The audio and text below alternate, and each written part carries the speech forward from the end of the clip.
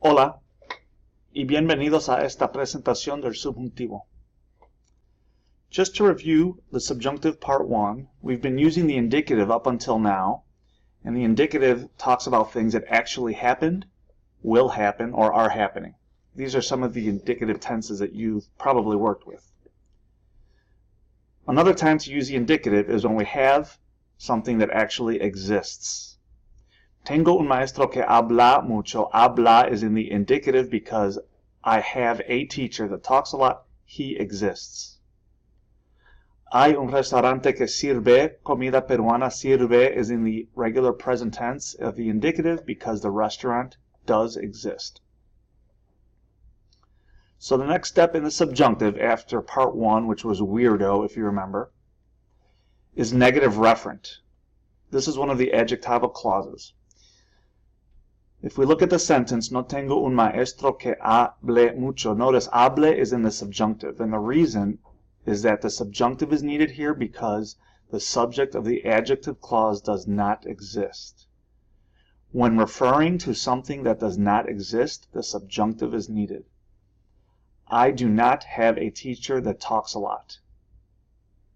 Since a teacher does not exist, the subjunctive is needed. No hay una banda que toque salsa mejor versus hay una banda que toca salsa mejor. In the first example, a band that plays salsa better does not exist. Toque is the subjunctive. In the second example, there is a band that plays salsa better. Toca is in the indicative because the band exists. Another adjectival clause is a hypothetical clause. Quiero un maestro que hable mucho.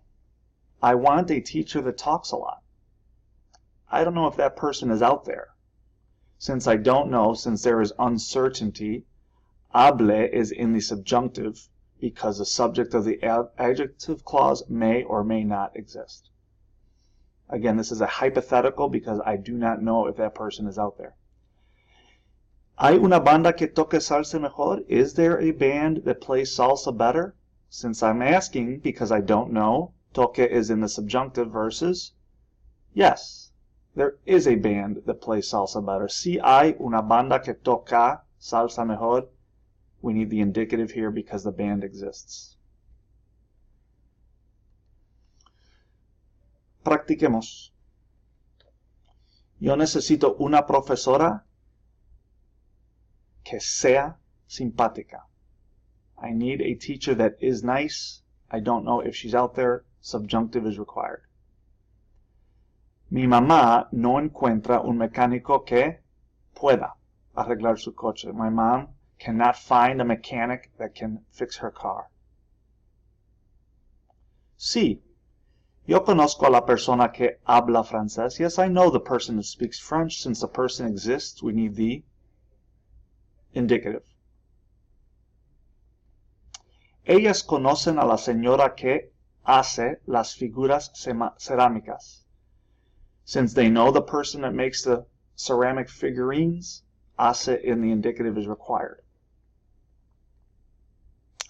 ¿Hay una persona que pueda darme direcciones?